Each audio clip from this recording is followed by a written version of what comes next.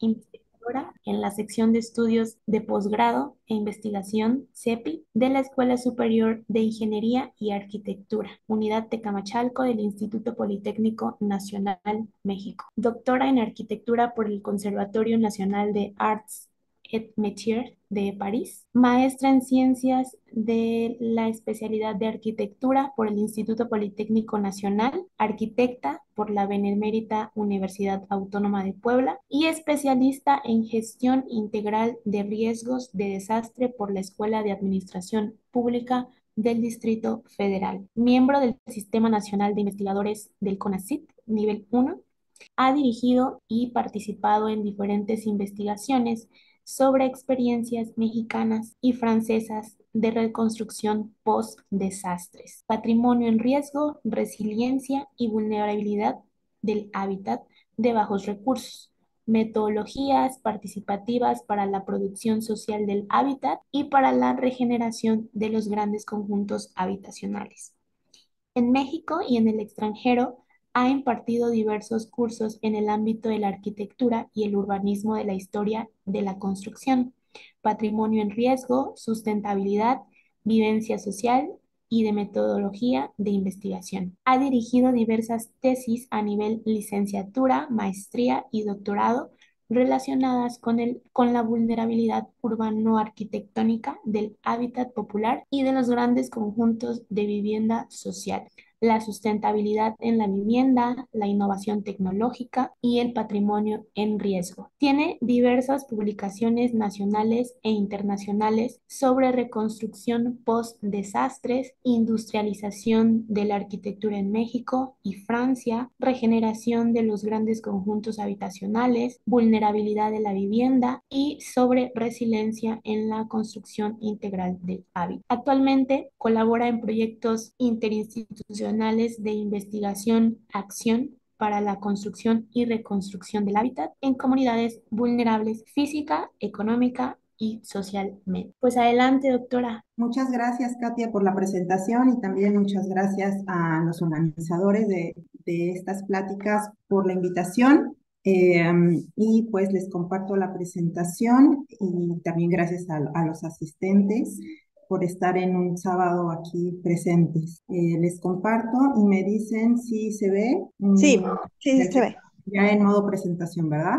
Sí, Bueno, ok, muchas gracias. Entonces, bueno, voy a iniciar con esta presentación que, como lo mencionaba, es en relación con el patrimonio en riesgo de desastre. Y viendo estas imágenes, pues se imaginarán un poco de lo que va a ser esta plática, en donde pues la relación del patrimonio con el desastre es sobre todo el origen de esta plática, que tiene como origen también diferentes investigaciones que se han realizado en estos ámbitos. No sé si todos los presentes están relacionados con lo urbano y con lo arquitectónico, pero al ser uno de mis ámbitos principalmente, es por eso que pues está más relacionado con el patrimonio intangible, pero el desastre, pues como vamos a ver, está relacionado con todo tipo de patrimonio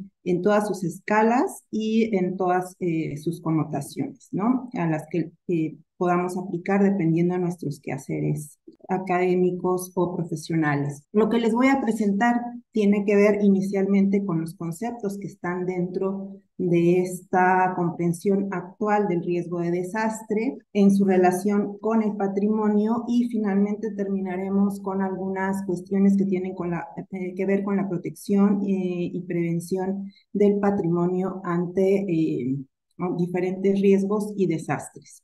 Esta foto, pues no sé si todos también están más relacionados con la ciudad de Puebla, que yo soy poblana, de la Sierra Norte del estado de Puebla, y en particular este sismo de 1999, que los que son aquí poblanos o más poblanos conocerán más, tuvo que ver también mucho en mi carrera profesional, ya que fue pues la primera vez que me enfrenté a situaciones de emergencia en caso de desastre, en este caso del sismo, yo ya estaba terminando la carrera para que le echen cuentas a los años, en estos años, y me tocó estar ahí en el momento de la emergencia. Los conceptos del riesgo de desastre y lo que les quisiera transmitir el día de hoy están en función de esto, de esta comprensión actual, que no sé también qué tanto la han escuchado o no, que tiene que ver con la comprensión de que los desastres no son naturales.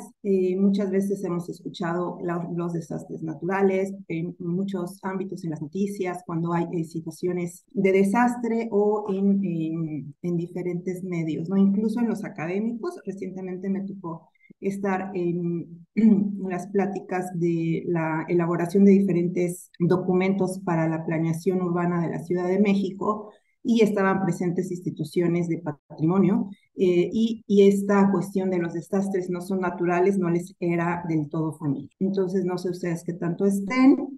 Si alguien quiere interactuar en algún momento de la presentación, lo puede hacer con toda confianza, y así no siento que estoy hablando sola. Esto también tiene que ver con la comprensión de la construcción social del riesgo, es decir, en una comprensión de la intervención humana en la creación del riesgo y también del desastre, y estos conceptos están vertidos en lo que actualmente conocemos como gestión integral de riesgos de desastre en diferentes niveles y en diferentes instituciones y documentos que hoy en día rigen la comprensión y las políticas públicas del riesgo de desastre. Entonces, los conceptos que están relacionados con el desastre y con el riesgo de desastre son muchos. Aquí en pantalla pueden ver algunos de ellos, en que muchas veces los confundimos o no tenemos claro cuál es uno y qué función toman en la composición del riesgo, ¿no? Como amenaza, vulnerabilidad, exposición, desastre. Actualmente mucho el término de resiliencia y sus relaciones con la prevención y mitigación y con el momento de un ciclo de desastres del cual también vamos a platicar. El desastre, por empezar por tal vez el concepto que es más ampliamente connotado por sus implicaciones sociales, económicas, de pérdidas, etcétera, es en su origen viene pues, de una composición que tiene que ver con lo que está relacionado con algo desafortunado, y con astre, que está relacionado con los astros, es decir, eventos relacionados con eventos desafortunados que tienen que ver con los astros, ¿no? Y esta comprensión, por ejemplo, la podemos ver en el mundo prehispánico. Este códice, que es un códice maya, tiene expresa estas relaciones que tenían en el mundo prehispánico con los ciclos, con los astros, y cómo iban registrando también eventos que consideraban que estaban relacionados con los astros. Actualmente podemos entender, cuando vemos este tipo de imágenes, y relacionarlas con este concepto de desastre, ¿no? Por ejemplo, aquí en Japón, en el 2011, este evento mundialmente conocido por el impacto que tuvo en este lugar, en donde se dio un sismo, seguido de un tsunami, seguido de diferentes eventos como los incendios. El huracán Vilma en 2005, que también pues tiene a la mejor más referencia en nuestros contextos. Y pues estas son las imágenes que nosotros podemos relacionar automáticamente con los desastres. Podemos encontrar diferentes definiciones, como esta de un organismo internacional, en donde nos dice que un desastre es una serie de interrupciones en el funcionamiento de una comunidad o sociedad que ocasiona una gran cantidad de muertes, al igual que pérdidas, impactos materiales, económicos y ambientales, que exceden la capacidad de la comunidad o de la sociedad afectada para hacer frente a la situación mediante el uso de sus propios recursos. Entonces, más o menos esta definición la vamos a encontrar en diferentes documentos y así adoptada por diferentes instituciones, pero podemos también, por otro lado, decir que el concepto de desastre no está reconocido por todas las disciplinas, ¿no? Dependiendo de las disciplinas que se encargan del estudio de los riesgos y de los desastres, vamos a encontrar que no todos coinciden. En este sentido, por ejemplo, les preguntaría, solo para ver si estoy enfrente de alguien, es si esta imagen es un desastre o no. Si quieren, no sé, alzar la mano, Susana que está prendiendo o quien quiera. ¿Hay alguien ahí? No, que no puedo ver a todos. Hola, buenos días. Buenos días, ¿quién prende? ¿Katia? Pues No no, sé. soy Susana, Susana. Susana. Susana Rendón. Buenos días. Mire, estoy observando la imagen. Definitivamente, pues yo sí la considero un desastre. Aquí, bueno, aquí dice huracán Wilma en el 2005. Ok, Entonces, pues, definitivamente sí lo es, para mi punto de vista. muchas gracias, Susana. Ok. Y si atendemos a esta definición en donde dice que hay una gran cantidad de muertes, un desastre y también hay pérdidas económicas, bueno, sabemos que hubo muertes y grandes pérdidas de diferentes tipos, pero específicamente en esta imagen no podemos saber si hay, atendiendo a esta definición, si específicamente en este lugar hubo un desastre, es decir, no sabemos si los que estaban en este hotel estaban ahí o si pudieron ser evacuados a tiempo. En ese caso, tal vez en este lugar en específico no hubo muertes y no hubo daños en el sentido de que a lo mejor tienen una buena cobertura de seguro y entonces pues ahí no estaríamos hablando de un desastre.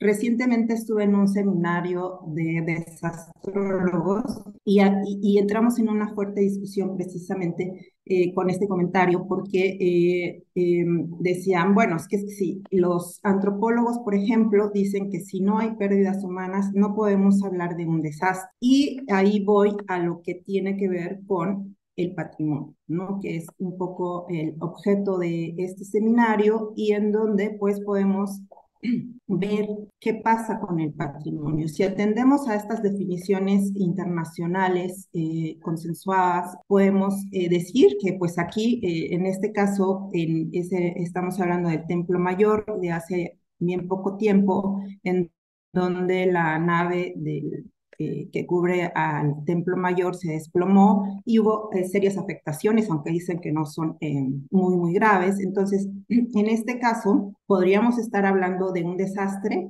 No hubo pérdidas humanas, fue en la noche y no hay cuestiones humanas que lamentar. Pero nosotros que nos dedicamos o que tenemos relación con el patrimonio, podríamos opinar de manera diferente ante definiciones como esta y de esta manera complementar. Otro caso que que se ha dado a lo largo de la historia de la humanidad, pero recientemente tenemos mucho más información de ella y como decía en el ponente anterior, pues estamos hablando de este patrimonio de la humanidad que también es nuestro patrimonio y que por situaciones conflictivas se está perdiendo. Ahí estamos hablando de este riesgo de pérdida y nos podemos preguntar nosotros en tanto que hacedores y conservadores del patrimonio, si estamos hablando de un desastre. Y así nos podríamos referir a innumerables ejemplos que tienen que ver con la humanidad entera, como las maravillas del mundo, y en donde pues sabemos que solo podemos actualmente conocer físicamente solo una de ellas. Entonces, en este sentido, cuando hablamos de patrimonio, podemos complementar, y es ahí en donde toman sentido las investigaciones y la práctica profesional en torno a la protección del patrimonio, y complementarlo, como es el caso que se da en esta publicación, que se ha convertido en una de las bases bibliográficas que tienen que ver con el patrimonio en riesgo y en donde dice que a esta definición del desastre se amplía incluyendo a los valores de los bienes del patrimonio mundial, ¿no? Entonces ahí estamos hablando del riesgo en el patrimonio. Esta concepción actual del riesgo y del desastre pues ha tenido, como todos los conceptos o como casi todos los conceptos, históricamente una evolución que va desde tiempos remotos, en donde el desastre era considerado como producto de algo exterior divino. Se le daban explicaciones mitológicas, por ejemplo, en esta imagen, en donde se expresa que se pensaba que un gran hombre cargaba al mundo y que entonces cuando se cansaba de la pierna para cargando al mundo, al cambiar de pierna es cuando se producían los sismos, ¿no? Únicamente, como para estas imágenes que no se nos olvide cómo podemos ir evolucionando o no en esta comprensión del desastre y del riesgo. Unas connotaciones también que tienen que ver con esto que algunos autores llaman como la época de las lágrimas, en donde hay una atribución divina providencialista de el origen de los desastres. Seguimos avanzando en el tiempo, que no forzosamente es lineal. Hay también una atribución del riesgo a la naturaleza, ¿no? Es en donde vamos un poco a situarnos actualmente, y también seguido de una edad que se puede conocer como la edad de las neuronas, y en donde se reconoce la responsabilidad que tiene el ser humano en la construcción del riesgo y de los desastres. Como les decía, no, esta evolución no forzosamente es lineal, no estamos hablando de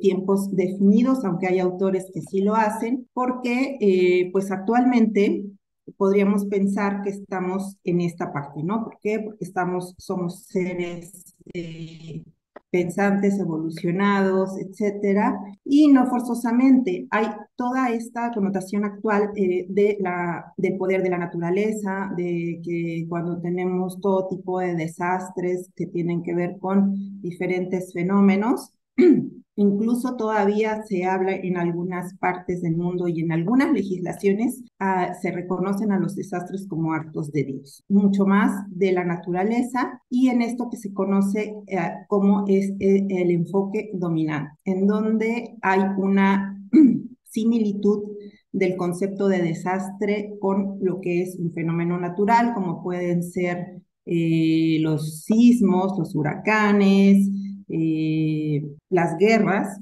hablando de las fuentes no naturales, contra un enfoque que podemos reconocer como enfoque alternativo, en donde el desastre no es sinónimo o no está directamente relacionado con el fenómeno natural. Sin embargo, pues hoy en día y en documentos y en documentos oficiales que tienen que ver con la protección del patrimonio, por ejemplo, encontramos este tipo de mensajes. Lluvias intensas causan inundaciones, es decir, ¿quién tuvo la culpa de la inundación? Las lluvias intensas. El terremoto causó graves daños en todo el país. ¿Quién tuvo la culpa de los graves daños en todo el país? El terremoto. Entonces, esto es a lo que se le conoce como enfoque dominante, enfoque naturalista, y en donde la responsabilidad completa la tiene la naturaleza, y en este sentido no podemos hacer nada, es algo que tiene que pasar, y nosotros lo que más podemos hacer es estar preparados para esos sucesos. Eso es una comprensión donde resta bastante responsabilidad a la intervención, a la participación humana en la creación de desastres y en la construcción del riesgo. Esta evolución que que acabamos de mencionar, también la podemos ver en las diferentes declaraciones, conferencias, etcétera, que se han tenido a lo largo de los años a nivel internacional, en donde, por ejemplo, en 1990 se realizó la declaración de la reducción de los desastres. Esto es importante. Aquí está en primera plana el concepto de desastres. En el 94, en esta conferencia mundial para la reducción de desastres, se hablaba de desastres naturales, así se llama la conferencia. En el 99 se realiza la Estrategia Internacional para la Prevención de Desastres. Ahí es importante observar que aparece el concepto de prevención y no de reducción. En el 2005, en la Conferencia Mundial sobre la reducción de desastres naturales, ¿no? Ahí todavía estábamos en esta connotación de desastres naturales. En el 2005 empieza a aparecer el concepto de resiliencia y en el 2015 cambia un poco el juego de conceptos, hablando de la reducción de riesgos y no de desastres en este marco de Sendai. Entonces, todo esto tiene que ver con esta comprensión de los desastres no son naturales. En términos de una afirmación, yo se los preguntaría, pero me contesto yo sola y espero que ustedes puedan después reflexionar si los desastres son o no son naturales. Viendo imágenes como esta, podemos decir, pues las fuertes lluvias, pero también podemos decir, pero la situación del drenaje, pero la basura, pero las condiciones de desarrollo urbano. Entonces, en esta comprensión actual de la creación del desastre y del riesgo, podemos decir que el desastre es una composición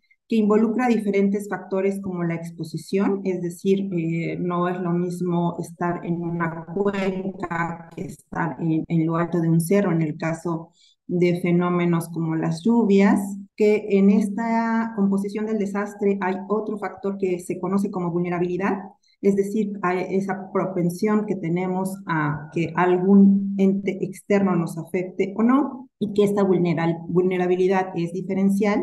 Es decir, no es lo mismo el joven que puede salir corriendo o que puede saltar al techo para proteger su vida a una persona de edad avanzada, a una persona discapacitada o a los niños que puede ser que si se encuentran solos no sepan cómo reaccionar ante una emergencia. Y también otro de los factores que están dentro de la composición del desastre son las amenazas, en donde hay una relación sí directa con los fenómenos naturales o antropogénicos como los sismos, las lluvias, las guerras.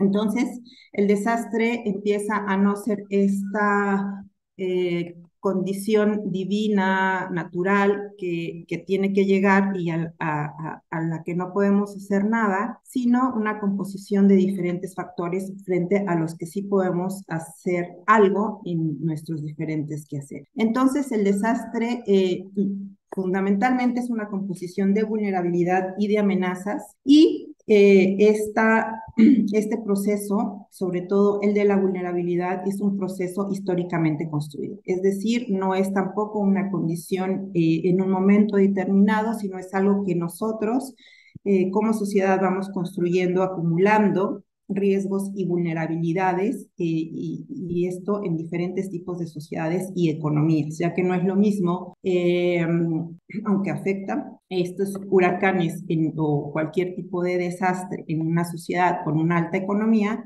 o en un territorio con una alta economía, o en una familia con posibilidades económicas, a otros territorios en donde hay menos posibilidades. Entonces, hasta ahorita lo que podemos observar es que el desastre mismo o el riesgo de desastre, es decir, esa posibilidad de que ocurra un desastre, tiene al menos dos factores, aunque los podemos desglosar en otros, como la exposición, la diferenciación, etcétera, pero fundamentalmente, y el consenso que se tiene actualmente, es que hay una composición al menos de dos elementos, que es la amenaza, que está directamente relacionada con un fenómeno natural o antropogénico, y la vulnerabilidad. Entonces, la vulnerabilidad, pues, es esta condición que tiene cualquier grupo de sufrir un daño por un fenómeno externo, y una condición que dificulta la recuperación. A esta condición de recuperación o a esta capacidad de recuperación es a lo que se le ha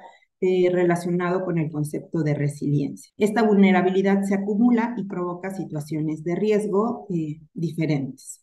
Diferentes autores también subdividen para su comprensión, análisis, aplicación de políticas públicas a la vulnerabilidad en diferentes tipos que van desde lo físico, económico, social, político, institucional y o asociándolos con, entre ellos, dependiendo de los contextos para los que se están aplicando estos conceptos. Así, pues con esta imagen y ya con lo dicho, pues nos podemos acordar de este famoso cuento de los tres cochinitos, en donde podemos visualizar la vulnerabilidad física de las viviendas de cada uno de los cochinitos y decir, bueno, ¿quién es el más vulnerable? Entonces hubo un mayor riesgo y hubo un desastre y no sucedió lo mismo para los tres cochinitos. En condiciones o en contextos más o menos reales que el de los cochinitos, podemos hacernos siempre esta misma pregunta de quién es más vulnerable. Y abrimos el micrófono para que me digan,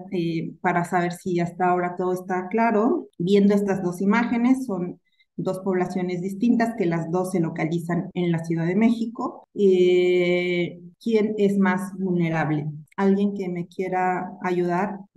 Pues considero que la imagen del lado izquierdo nos Ay, está perdón. mostrando precisamente las zonas más vulnerables, ¿verdad? Por el tipo de construcción que tienen. La del lado derecho, pues obviamente son construcciones mucho más fuertes, por llamarlo de una manera, y que sabemos que son mucho más resistentes pues a los diferentes tipos de situaciones que se pueden, meteorológicas que se pueden presentar. Así que pues está muy claro el ejemplo, creo, los dos ejemplos, creo yo. Ujú. Ok, todos están de acuerdo con... Muchísimas gracias, Susana, Con por gusto. seguirme la corriente.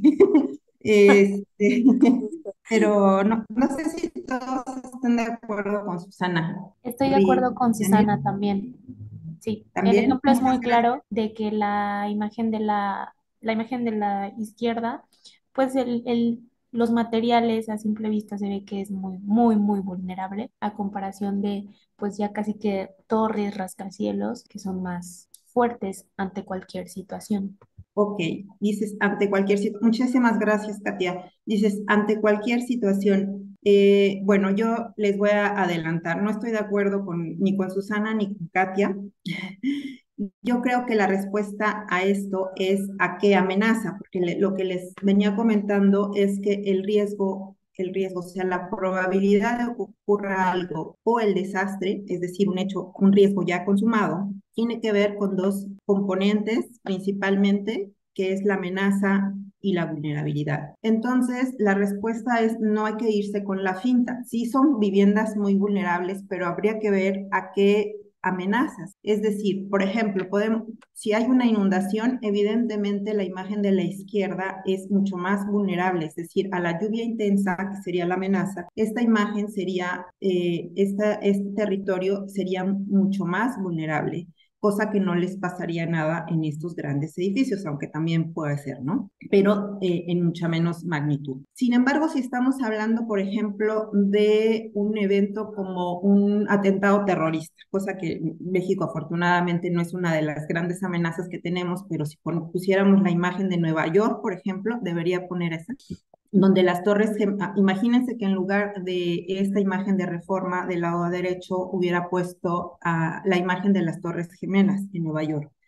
Entonces, ahí, ante esta amenaza que es el atentado terrorista, evidentemente las Torres Gemelas fueron mucho más vulnerables que este poblado que a ningún terrorista le estaría llamando como para, o muchísimo menos el destruirlo. Entonces, esta imagen sí es siempre para no irnos con la finta de que en este esquema de la construcción del riesgo, pensemos en esta relación, vulnerabilidad con amenaza. Entonces, si estamos hablando de un atentado terrorista, pues es mucho más probable que vayan por las torres de Reforma que por un asentamiento en cualquier parte de la periferia de cualquier ciudad. Si estamos hablando de inundaciones, tal vez sí estamos hablando de una mayor vulnerabilidad en la de la izquierda.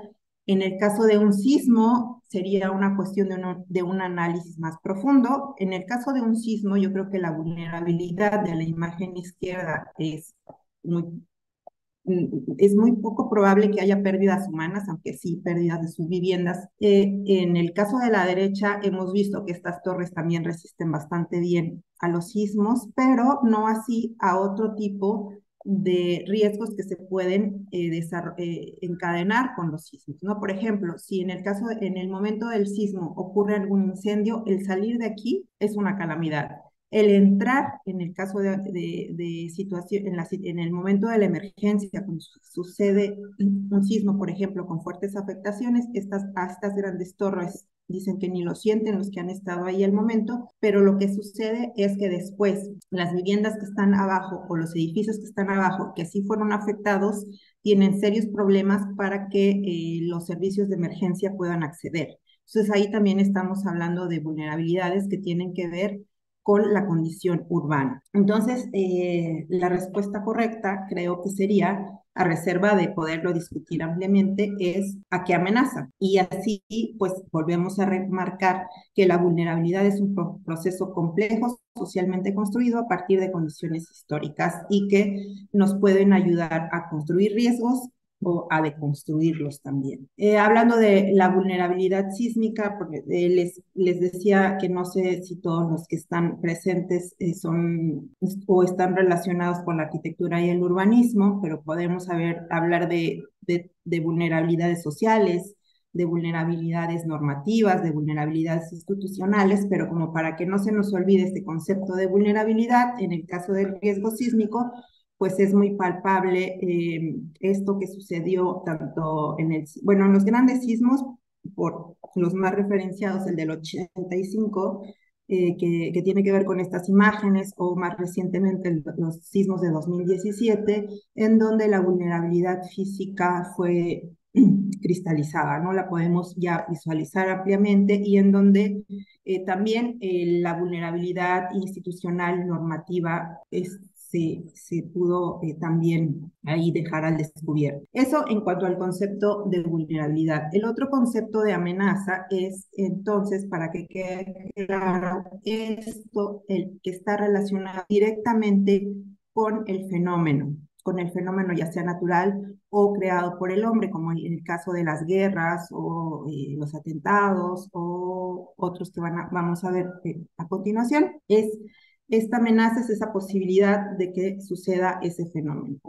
Incluso hay autores y literatura que consideran a la amenaza como el sinónimo del fenómeno externo, físico o antropogénico. En el caso de los sismos, pues esto que tiene que ver con el movimiento de las placas tectónicas, con los epicentros, etcétera. Toda esta relación en donde también hay acciones que se pueden realizar para entenderlos y que son bastante útiles en el caso de la disminución del riesgo. Los riesgos se han ya desde hace muchos años mapeado y muchas veces lo que se mapean son las amenazas para poder así hacer una referencia a los riesgos. Estos mapas, si los buscan en diferentes páginas como las del CENAPRED, algunas ya podríamos decir que son mapas de riesgos. ¿Qué quiere decir esto? Que son mapas que tienen diferentes capas, una de amenazas y otra de las diferentes vulnerabilidades de la exposición, para poderlos así considerar exactamente como mapas de riesgos. Sino lo que tendríamos que decir es que son mapas de amenazas, como muchas veces así sucede, es decir, tenemos las condiciones del suelo que tienen que ver entonces con las amenazas únicamente. ¿Cómo podrían convertirse en mapas de riesgos? Pues si a estas capas como en este caso, que se relacionaron con la magnitud de la ciudad, con el tamaño de la ciudad, si eran pequeñas, medianas y grandes, entendiendo que a mayor dimensión aumentaba esta vulnerabilidad de exposición. Esta exposición también cambia en los años, es decir, las condiciones de amenaza y de vulnerabilidad también son dinámicas, no son estáticas, y por lo tanto los mapas de riesgo se ha sugerido en todos los ámbitos que sean mapas dinámicos, es decir, no es una imagen en un punto determinado del tiempo que expresa algo, pues esto puede ir cambiando dependiendo las condiciones de las amenazas y de las vulnerabilidades. De esta manera podemos hablar de tipos de riesgos atendiendo a tipos de amenazas, aunque no son también unilaterales, es decir, algunos riesgos pueden estar relacionados con diferentes amenazas. En la ley, por ejemplo, se llama la Ley General de Protección Civil, y en diferentes documentos podemos encontrar esta subdivisión de los tipos de riesgos de origen natural, socionaturales y antropogénicos, y así su relación con las diferentes amenazas, con estos fenómenos como los sismos, como los huracanes, las sequías, las epidemias, en el caso de los riesgos que están relacionados directamente con la acción del hombre, como las guerras, como los derrames de cualquier sustancia tóxica, química, los basureros y la concentración de personas. Y entonces, hasta el día de hoy, lo que podemos reconocer institucionalmente y en términos de investigación es esta composición, ¿no? En donde el involucramiento del ser humano tiene una responsabilidad, una acción importante en la creación de los diferentes riesgos, y hoy también en esto que estamos viendo como las implicaciones del cambio climático, en donde pues no es el clima, sino una serie de composiciones y de contextos socioeconómicos que están creando estos nuevos contextos ambientales. Entonces, al día de hoy es esta comprensión del riesgo que es una composición de la amenaza por vulnerabilidad en una ecuación matemática que diferentes investigadores han tratado de parametrizar por diferentes medios, y es entonces entendido como la probabilidad de daños y pérdidas que tenga un significado social, y el riesgo existe en la medida en que interactúan amenazas y vulnerabilidad. Y entonces ahí espero que ya tome sentido esto que les comentaba inicialmente, que los desastres no son naturales, aunque así lo digan muchos documentos en diferentes niveles y en diferentes contextos, y que los desastres son socialmente construidos. Y que en este sentido, si son socialmente construidos, también pueden ser socialmente deconstruidos. Esta es lo que podemos encontrar actualmente como el fundamento de la gestión integral de riesgos, de diferentes documentos que están plasmados en diferentes tipos de contextos, como las investigaciones, aunque se está avanzando también como todo en nuevas comprensiones. ¿Por qué? Porque a partir de todo esto que se ha creado y de estas grandes convenciones internacionales en los que se discute cómo se tiene que de construir el riesgo, también se reconoce que no ha habido mucho avance. En el mundo siguen habiendo muchos desastres con muchas pérdidas de diferentes tipos, y entonces los investigadores nos preguntamos qué tenemos que hacer para que esto disminuya.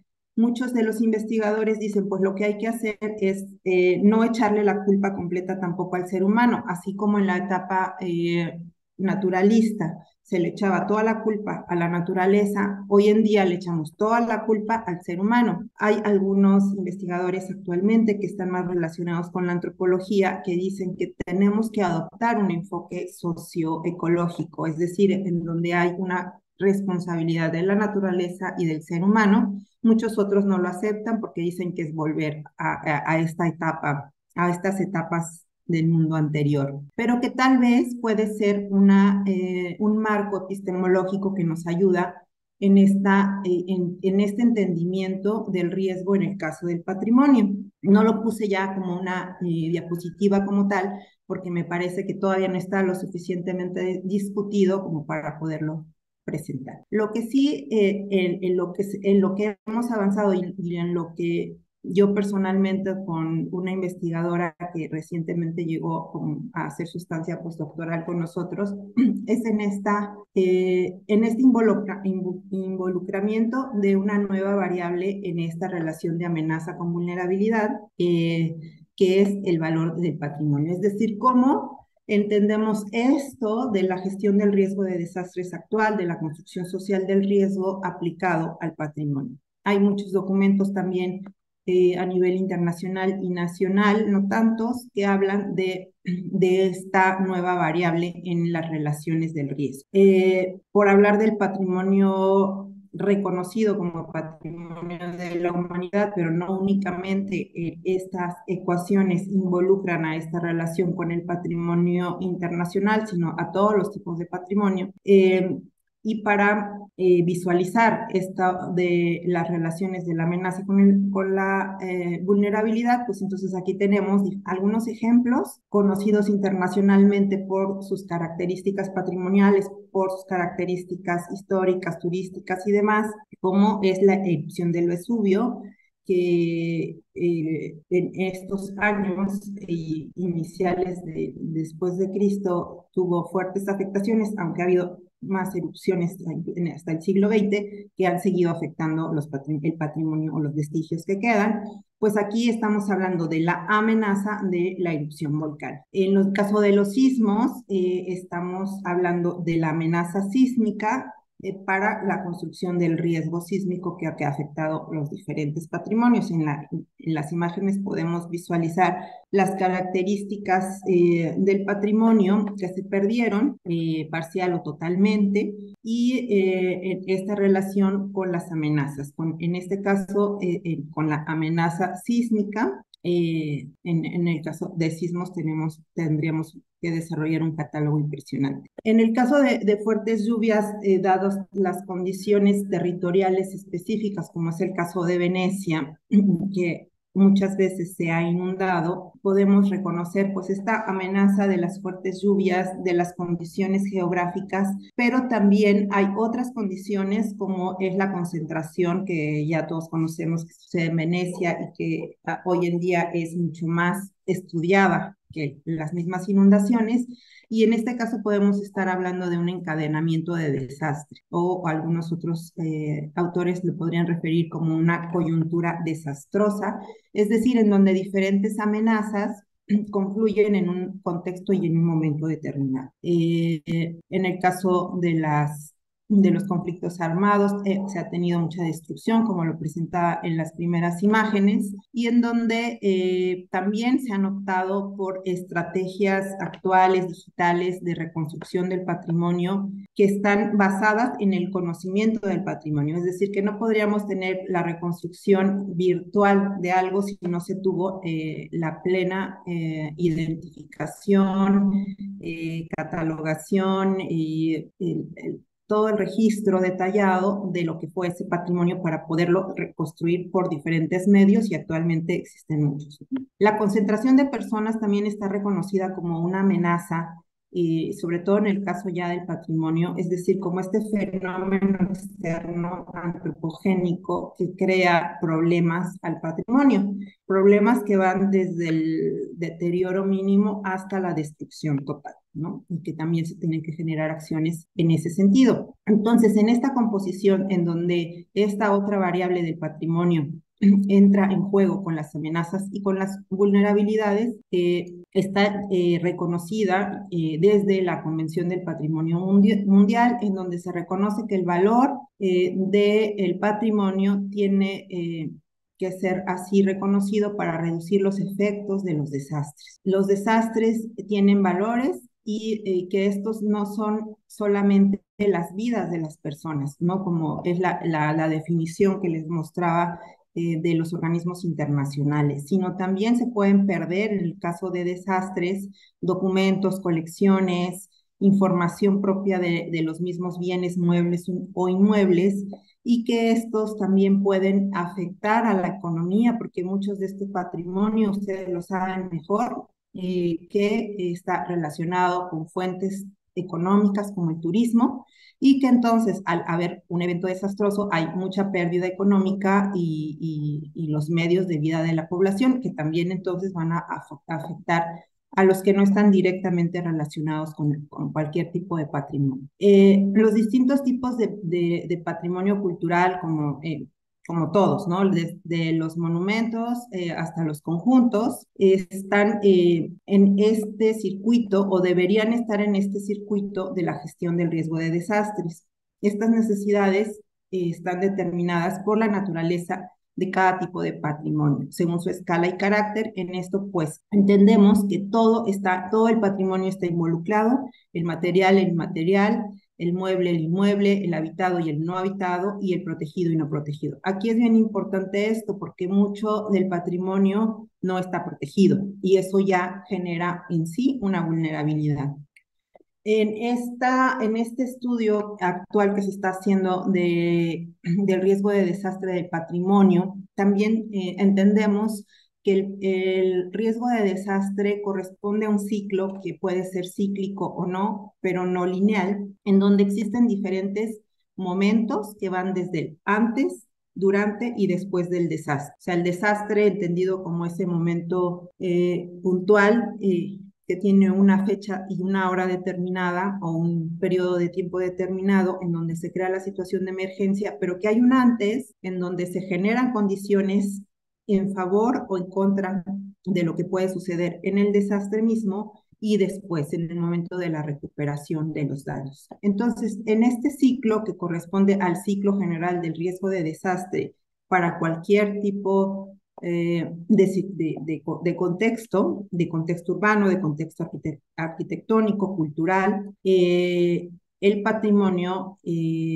también puede ser entendido en esos diferentes momentos. Un caso que nos puede ayudar a visualizar este tipo de momentos y las acciones que se tienen y que se deben generar en el patrimonio es, por ejemplo, este caso ya muy conocido y por ahí hay algunos documentos. Si a alguien le interesa después más información de todo lo que estoy diciendo de una manera muy rápida y acumulada, me contacta, por favor, creo que en la última diapositiva está mi correo, para que podamos compartir. Por ejemplo, de esta iglesia hay documentos ya generados que hablan exactamente de lo que sucede. No sé si los que vivan en Puebla o si hay, creo que también hay, sí hay gente como Elisa que vive en la Ciudad de México, no sé todos los demás, que en el caso del sismo del 2017 fue muy conocido, cuando menos en los que estamos un poco relacionados con el patrimonio de esta iglesia, que es la iglesia de Santa María de los Ángeles, en donde en el sismo quedó como está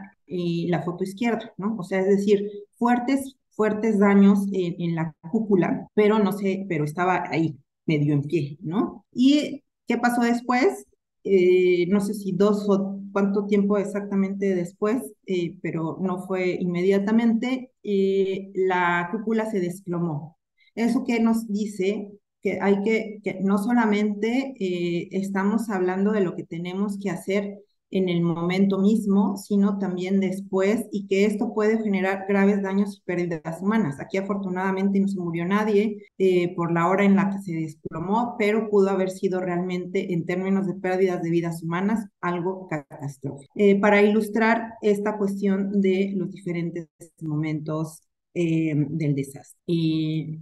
Lo que debemos de hacer en el patrimonio. En estos esquemas que se están generando de análisis para esta comprensión y aplicación de la gestión de riesgos en el patrimonio, estamos haciendo diferentes tablas, esto es únicamente esquemático, de cómo estamos desglosando las diferentes amenazas que son las mismas que pueden ser aplicadas a cualquier tipo de contexto en diferentes escalas, cuáles son las vulnerabilidades. Muchas de ellas son también las que se pudieran entender en cualquier tipo de contexto, en un asentamiento irregular, regular, etcétera, y algunas otras vulnerabilidades que son propias del patrimonio. En esta investigación que actualmente estoy participando, uno de los objetivos es precisamente identificar las vulnerabilidades propias al patrimonio y esto relacionarlo con los valores que se pueden entender que también únicamente en términos ilustrativos podemos hacer mención a los valores universales,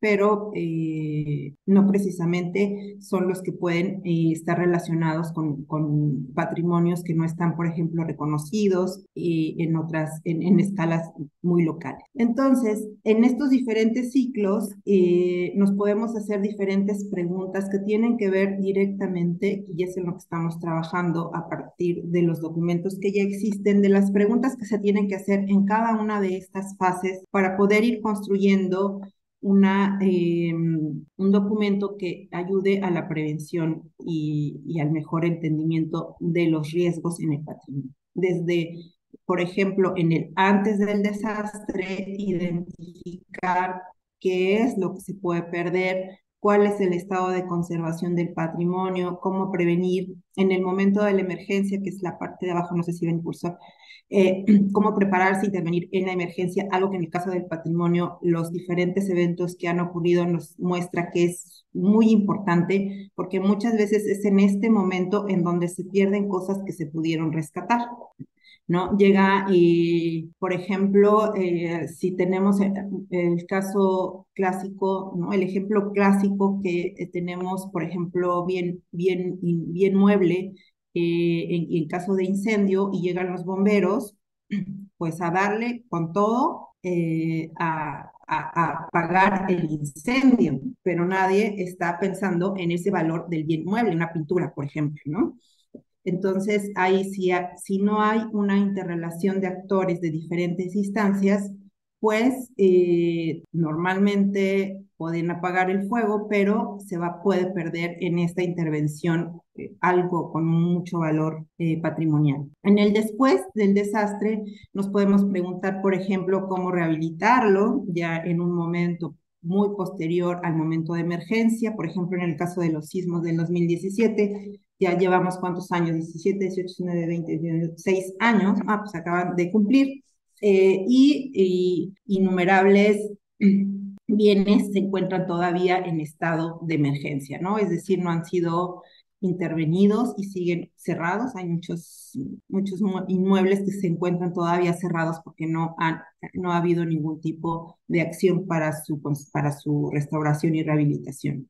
También nos podemos preguntar cómo se afectaron los valores patrimoniales, ¿no? En esta cuestión eventual de un desastre. Bueno, entonces esto es un poco cómo se aplica esta composición del desastre y del riesgo de desastre en el patrimonio, y también adicionalmente, paralelamente, pues tenemos ya instituciones ya desde hace muchos años relacionadas con la protección del patrimonio y con la prevención de los desastres. No están todas, únicamente para que conozcan. Insisto, si alguien está mucho más interesado en esta cuestión de los riesgos en el patrimonio, después con mucha confianza me contacta y les puedo pasar la bibliografía de la que dispongo y del trabajo también que estamos realizando actualmente con la investigadora postdoctoral. Este trabajo va a ser presentado ahí en el Congreso Nacional de Ciencias Sociales. Es el caso de toda esta teoría aplicada a riesgos de desastre en dos contextos, uno en Zacatecas y otro en Argentina, y en donde, bueno, ahí podrán ver, es en enero, en este evento, cómo estamos tratando de bajar todo este esquema metodológico y teórico a casos concretos que están en riesgo de desastre. Bueno, en lo que refiere a esta de las instituciones, no están todas, pero algunas para que puedan conocerlas y si es el caso buscar más a profundidad. Existe este centro de la UNESCO y en donde podemos encontrar una lista en patrimonio de desastre, ¿no?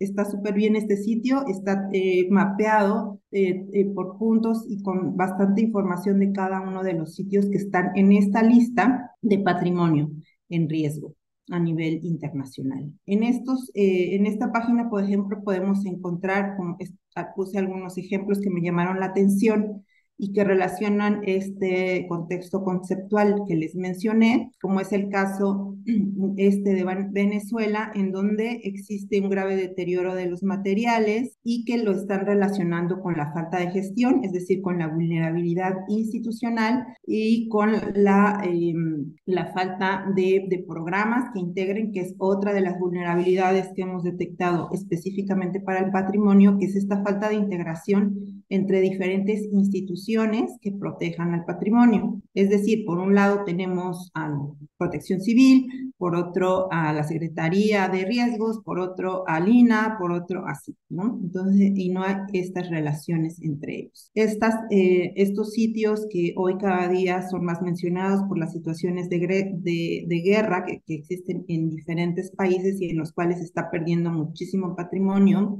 en los casos de la arquitectura tradicional, como es el caso de la arquitectura de tierra, en donde, por ejemplo, aquí en este caso, podemos encontrar que hay diferentes amenazas, no únicamente el sismo, por ejemplo, que ocurrió en este lugar en 2003, al que se pueden añadir otras amenazas, esto que hablábamos de la coyuntura desastrosa, en donde también se puede conjugar con vulnerabilidades técnicas, por ejemplo, en este caso, que sucede también en nuestro país, en donde a la arquitectura de tierra le añadimos mucho concreto y que hoy en día se está descubriendo que es mucho de lo que ha ocasionado los desastres. Existen también nuestras organizaciones como el ICOMOS, ICOMOS Internacional, también hay ICOMOS México, en donde existe parte de esta información relacionada con el patrimonio en riesgo. A nivel internacional también existe este Centro Internacional para el Estudio de la Conservación y de la Restauración, que tiene como fin mejorar la calidad de la práctica de la conservación,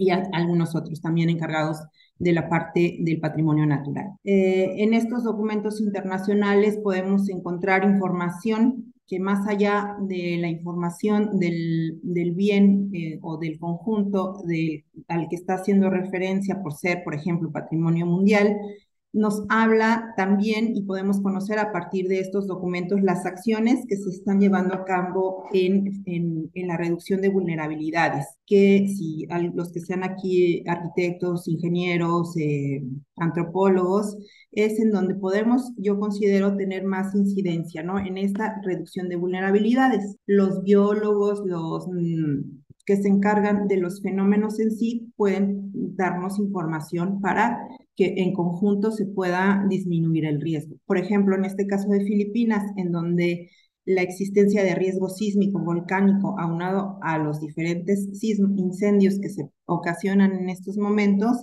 se están llevando a cabo programas de concientización que son importantes para la disminución de la vulnerabilidad. En Tailandia, por ejemplo, hay programas de prevención y mitigación del riesgo en donde integran este patrimonio a la planificación urbana. Es decir, en esta disminución de vulnerabilidades institucionales, que no hay una relación, una comunicación entre instituciones para disminuir el riesgo del patrimonio, aquí se están llevando a cabo, y también hay un reconocimiento de que el contexto de determinado bien, determinado monumento, es importante y fundamental en la comprensión del riesgo, ¿no? Es decir, en donde estamos, tenemos acceso, en qué condiciones urbanas, no únicamente las condiciones del bien. En este sentido, se está trabajando en la vulnerabilidad física, ambiental e institucional, ¿no? Con esta correlación de instituciones. En este caso de patrimonio natural, la amenaza se considera que es el cambio climático, y con ello lo que sucede con los glaciales. Hay, por lo tanto, riesgo de derrumbe y de inundación, y lo que se está haciendo es crear un sistema de vigilancia y de alerta temprana, como en el caso de los sismos tenemos las alertas para que suenan minutos antes, dependiendo de dónde se desarrolla el sismo. En todo caso, en la Ciudad de México, no hay en todas las ciudades, de alertas tempranas, y que son parte de estas herramientas que se tienen para disminuir el riesgo. En este caso de la arquitectura de tierra, hay las amenazas de erosiones, de las precipitaciones, etcétera, de fenómenos como el Niño, que tiene que ver con un sistema de vientos importantes. hay también sistemas de prevención y mitigación que tienen que ver con disminuir la vulnerabilidad física, como reforzando estas estructuras. En el caso de Italia, en los riesgos volcánicos, sísmicos, etcétera, hay una mitigación por medio de planes de emergencia para proteger a los objetos arqueológicos en este caso. En el caso nacional, ustedes aquí creo que todos están en este rollo del patrimonio, pues tenemos esta división que tiene que ver con las fechas, en donde tenemos a dos grandes instituciones, y no le puse INVAL, pero es INVAL, es que está ya de esta diapositiva data de mucho, me falta la L, al INA y al INVAL, y de ellos se derivan otras instituciones que tienen que ver en pequeña medida con la prevención de los desastres, como Previna, en el caso de su relación directa con el INA, y el Fonden y el FOPREDEN, que están desapareciendo, ¿no? O prácticamente están desaparecidos. El caso del Previna lo pueden encontrar en línea, y en donde hay información para la prevención de desastres en materia de patrimonio cultural. Tienen una página en el INA.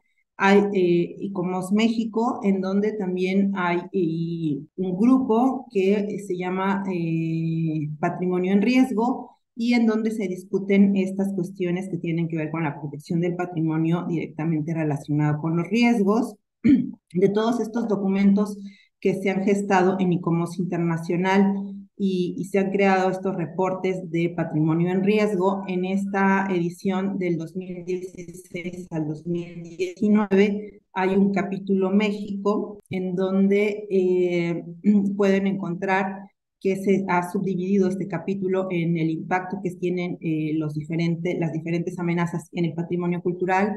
Se hace referencia específica a guerras y conflictos bélicos, a la presión del desarrollo, al impacto del turismo, a la falta de uso y mantenimiento, a las amenazas de cuestiones urbanas, y a un enfoque especial que se tiene sobre el patrimonio del siglo XX, muchas veces precisamente por no estar reconocido. En este documento también, en este reporte de patrimonio en riesgo, editado por ICOMOS, en el capítulo México también van a encontrar información relacionada con el patrimonio vernáculo, específicamente con el que está construido a base de tierra, y en donde se han identificado vulnerabilidades específicas que tienen que ver con lo técnico, por un lado, con lo económico y social por otro, y en donde, por ejemplo, los sismos de 2017 revelaron esta vulnerabilidad institucional, ya que se encontró que las viviendas en adobe fueron completamente destruidas, yo diría, no por el sismo,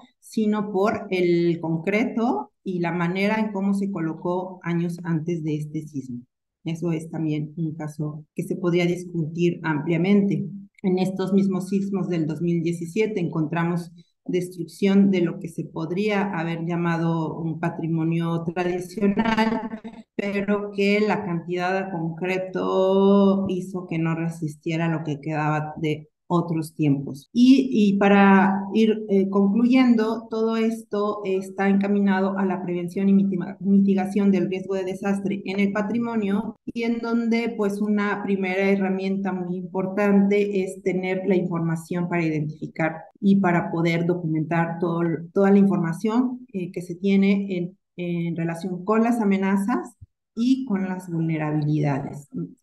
Este es un ejemplo muy antiguo de Italia, pero Italia hoy actualmente es uno de los casos icónicos de avance, de cómo han podido gestar, documentar realmente mapas de riesgos dinámicos, en donde se van contraponiendo las capas de los diferentes de las diferentes amenazas relacionadas con los contextos, y en donde se ha podido de manera dinámica adjuntar información que tiene que ver con las vulnerabilidades, ¿no?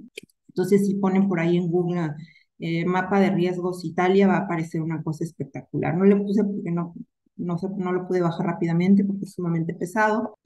Y Entonces, para ir cerrando, esta prevención y mitigación de desastres en el patrimonio la podríamos ya ir desglosando en diferentes puntos que tienen que ver con el conocimiento y la prevención de amenazas, con todos los tipos de amenazas que hemos podido mencionar y todas las que existen, con la mitigación de estas amenazas por diferentes medios que se basan en la comprensión de amenazas y vulnerabilidades, de la reducción de vulnerabilidades, de las diferentes vulnerabilidades. Y en este sentido es sumamente importante, como lo establece la UNESCO, sumamente importante hacer esta distinción y este conocimiento de los desastres y de las amenazas y no confundirlas con el componente completo del desastre. También se puede capacitar al personal sobre las estrategias que se tienen que realizar en los diferentes momentos del ciclo de desastres.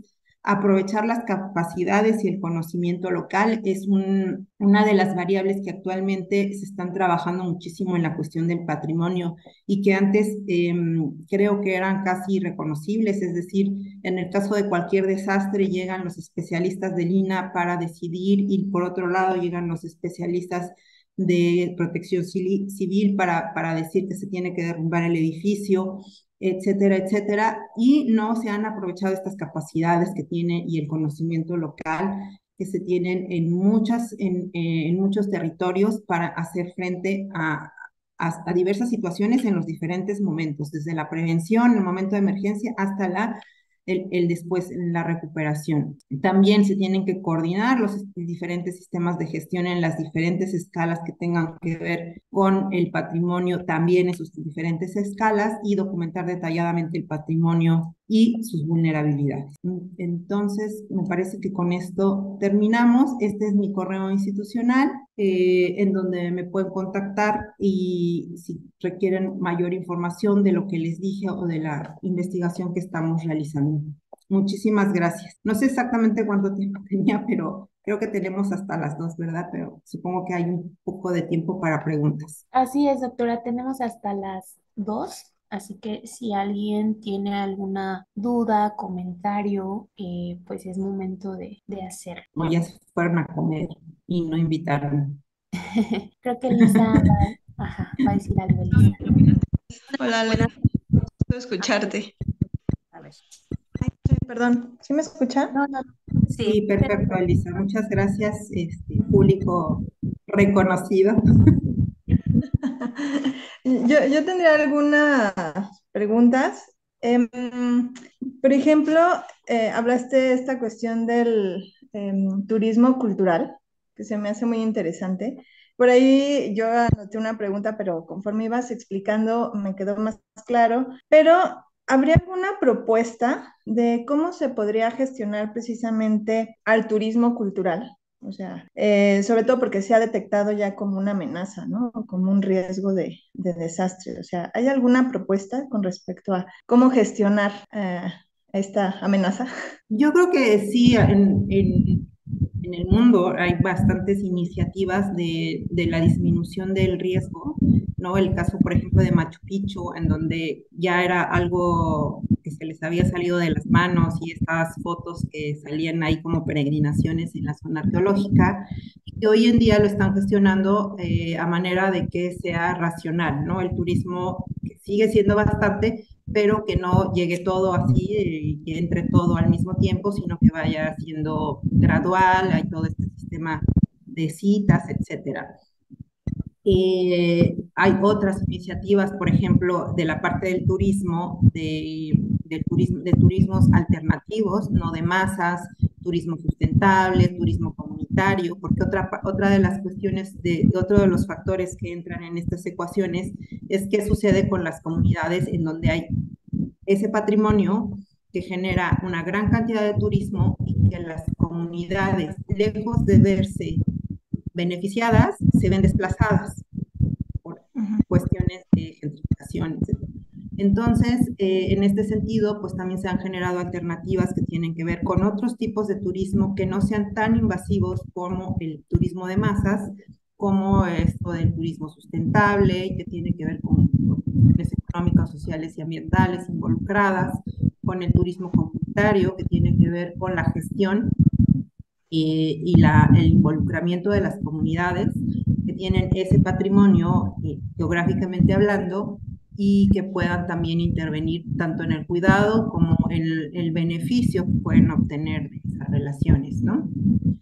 Y yo creo que, bueno, seguimos pensando, vamos a encontrar algunas otras acciones que se han generado eh, en torno a lo que me estás mencionando, preguntando, pero yo lo que creo es que deberían hacerse de manera integral, ¿no? Porque si no, sucede que son muy puntuales, como si por un lado disminuir la amenaza, en este caso de concentración, pero no hay una protección en sí al patrimonio, entonces se sigue deteriorando y entonces si no hablamos de una integralidad, como es en el caso casi de toda la política pública, no se van a generar realmente acciones que puedan redundar en una mejor protección del patrimonio.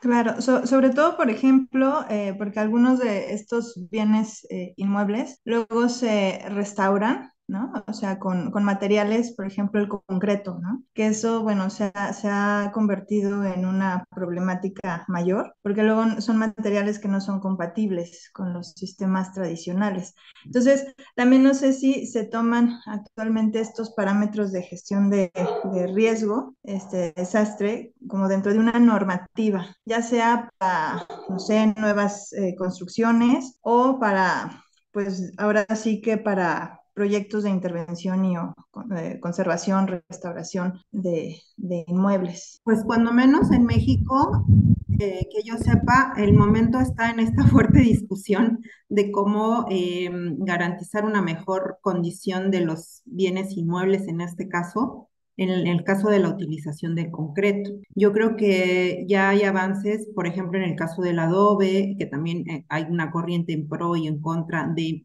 la utilización de concreto para el adobe antisísmico y yo creo que en nuestros territorios latinoamericanos está en el momento de la discusión. Seguramente por ahí ya se han generado algunos documentos técnicos para documentar utilizarlo o no utilizarlo. En términos de normativa, no sé, yo creo que no existe. En otros lados sí, sí existe. Por ejemplo, en Italia, en el caso de monumentos históricos, está prohibido por ley la utilización del concreto. Entonces, pues ahí vamos, ¿no? En la comprensión. Ok, muchas gracias. A ti, Alisa, muchas gracias. Hola, Susana Rendón. Remontándome a la fotografía, la segunda que puso después de los cochinitos, usted ahí mostró dos aspectos, ¿verdad? De viviendas vulnerables y otras, y los grandes edificios de la Ciudad de México. Usted preguntaba si cuál era más vulnerable, ¿verdad? Entonces, por la impresión de primera instancia que da esas dos imágenes, pues se supone que es más vulnerable la del lado izquierdo que la del lado derecho, por supuesto que está mejor construida. Pero ya después de que usted explicó que los diferentes tipos de amenazas que pueden surgir para ambos tipos de edificaciones o de casas, pues sí es comprensible que también es muy vulnerable los edificios, ¿verdad? Construidos por las cuestiones, sobre todo naturales, que se pueden sísmicas y demás que se pueden dar. Sí, era esa mi aclaración. Y una pregunta, usted habló sobre Zacatecas y de Argentina, que está llevando a cabo algo, lo que pasa es que estaba yo en el pase de lista y no alcancé a escuchar bien porque se cortó un poco la información. ¿Podría, por favor, decirme sobre lo que está sucediendo en o qué pasó en estos dos estados bueno, estado y país? Sí, muchas gracias, Susana, por las preguntas, aclaraciones, pero también por la interacción en la exposición, ¿no? Ayuda bastante, porque eso de ver puros cuadritos con nombres, a mí como que me parece que en algún momento se me va a ir la señal y yo voy a terminar mi exposición y yo sola, ¿no? Muchas gracias. En relación con la primera aclaración, justo lo que les decía, no sé si sea menos o más vulnerable el caso de Reforma, ¿no? Seguramente a muchas cuestiones sí. Lo que yo quería ilustrar en esa imagen es precisamente esta relación con las amenazas, ¿no? Y que entonces hay la vulnerabilidad y la amenaza es una relación que para determinado riesgo tiene que ser así visualizada. Y es lo que ese esquema para mostrarles cómo ahora lo estamos intentando aplicar en el patrimonio, que no somos las primeras, porque lo estoy haciendo con una investigadora, les decía, hay por ahí algunos que se están dedicando a esto. Hay una publicación que se las puedo pasar que salió en el año pasado sobre el estado del arte justo en esta comprensión del patrimonio en riesgo con casos de estudio de la aplicación del esquema de la teoría general del riesgo de desastre al patrimonio, ¿no? Entonces, esto es por el lado del primer comentario.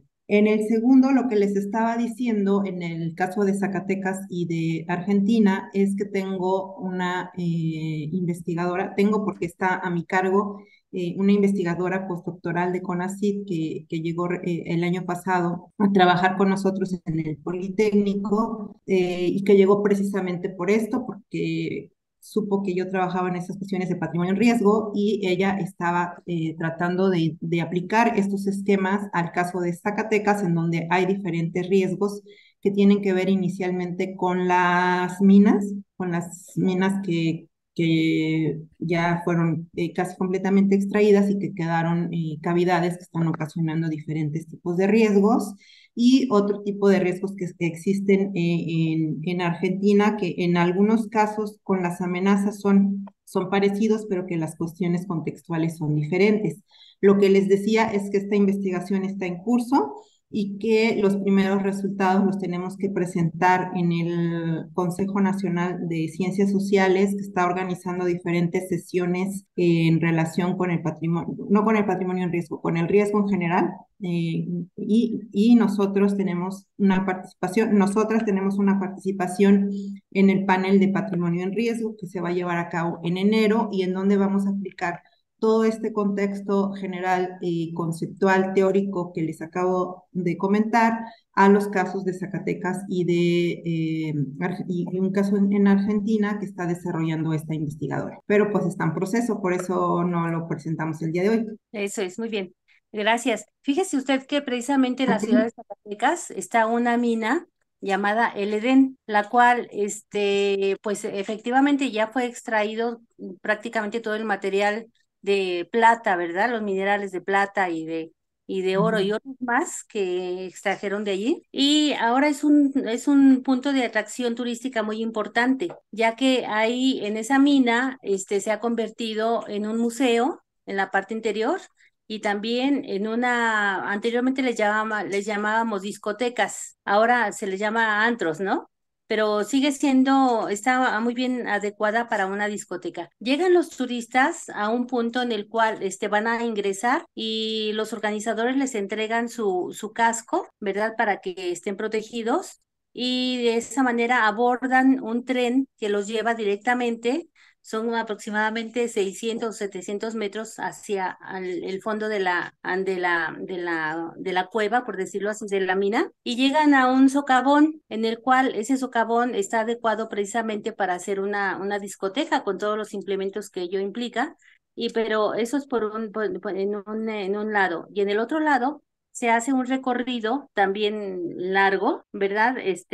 Para que los guías les vayan explicando a los turistas pues ahora sí que la manera en que extrajeron los minerales, y bueno, muchas leyendas también que han surgido de eso, y llegan a un museo en el cual también se pueden hacer compras, y la verdad que quedó como un punto turístico muy importante, ahora sí que hablando de las minas. Y tiene una salida en el otro extremo que llega precisamente para abordar un teleférico y llevarla directamente hasta el Cerro de la Bufa, que es otro atractivo turístico muy importante. Así que pues sí le he dado esa funcionalidad y pues los factores de riesgo pues ya han estado muy bien estudiados, ya que por muchos años ha estado en funcionamiento de esa misma manera ese socavón, esa mina. ¿Sí? Entonces es lo que quería, aprovechando para aclararle, y me da gusto que estén una investigadora, ¿verdad?, del CONACYT con ustedes, pues para estar estudiando esto. Y por otra parte, si es tan amable en decirme qué significa GIRD, porque dice aquí GIRD en el patrimonio. Sí, nuevamente gracias, Susana. Bueno, qué bueno dices que esta cuestión del riesgo está ampliamente, cuando menos considerada en el caso de estos nuevos centros turísticos en patrimonio industrial, entiendo. Y lo que nosotros estamos viendo es el caso de estos mismos socavones y que están relacionados con patrimonio, es decir, me imagino que es en otros lugares, de investigadores de Zacatecas justamente, es de otros lugares que están, que no son estos que se generaron para el turismo, ¿no? Son otros, en otras partes de la Sí, ciudad y en donde se están involucrando estas cuestiones y en donde pues también hay socavones, ¿no? Justamente sí, en la creación de estos de los riesgos que tienen que ver. Y GIR quiere decir gestión integral de riesgos. En los documentos, por ejemplo, estos de la UNESCO aparece solamente GIR, gestión integral de riesgos. En la Ley General de Protección Civil aparece como GIRD, gestión integral de riesgo de desastre. Muchas veces se evidencia la palabra desastre. Hay también ahí toda una discusión de los desastrólogos si tiene que ser solo riesgo o riesgo de desastre, y entendido que el riesgo puede referirse a diferentes riesgos, riesgo de pérdida, riesgo de muchas cosas. Yo le digo a mis alumnos que según yo sí tienen que llevar el riesgo de desastre porque hay muchos riesgos, ¿no? Riesgo de enamorarse. Puede ser desastroso o no, pero claro. no sabemos, ¿no? O sea, entonces es un riesgo. Y esto quiere decir gestión integral de riesgos o gestión integral de riesgos de desastre. Muy amable, muchas gracias y ha sido un placer escucharla. No, gracias, Susana, muchas gracias. ¿Alguien más o ya nos invitan a comer? No, lo que pasa es que creo que todos estamos en diferentes territorios, entonces no va a ser posible. ¿Alguna otra pregunta? ¿Algún comentario? Ya se fueron. Pues doctora, creo que ya han acabado las... A ver, Elisa, ¿no? No, ya Ok. pregunté, ya pregunté. Ajá. Nada más Prendí para la que cámara para que no me sienta sola, es solidaridad politécnica. Solidaridad. aquí. Bueno, pues muchas gracias, doctora, por compartir este tiempo con nosotros.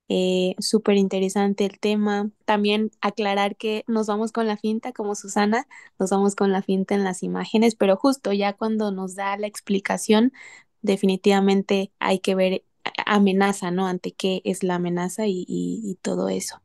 Dejo el micrófono al doctor Mortimer si gusta aportar algo para ya concluir la conferencia. Gracias. Sí, gracias. Doctora Aleida, muchas gracias por esta ponencia tan interesante. Y sí, cierto, o sea, ¿riesgo de qué? ¿No? Puede ser para un riesgo económico, puede ser un riesgo patrimonial, puede ser un riesgo, etcétera, ¿no? Pero siempre hay que fijarse primero el riesgo de qué. Es lo que se aprende uno y es lo que se lleva uno, ¿no? Muchas gracias por su participación y le haré llegar su reconocimiento a través de Lucho y le agradezco nuevamente su participación. No, Excelente muchas gracias a ponencia. ustedes por nuevamente la invitación a esta colaboración en donde ya hay varios profesores del Instituto Politécnico Nacional que están participando. Nos da muchísimo gusto y esperamos también que pronto se puedan dar otro tipo de encuentros en torno a esto que nos atañe, que es el patrimonio, tal vez ya no de manera virtual, porque puede ser ya de otra manera, Claro. y, y seguir colaborando. Muchísimas gracias. Gracias a usted, doctora. Y pues gracias a todos, especialmente a los que me siguieron la corriente. Doctora, Saludos, doctora, mucho gusto, un placer Buena tarde conocerla. y buen fin de semana. Hasta luego. Igualmente, Hasta buen luego. provecho a todos. hasta luego a todos. Hasta Buen luego. fin de Bye. semana. Bye. Gracias, Bye. igualmente, cuidado.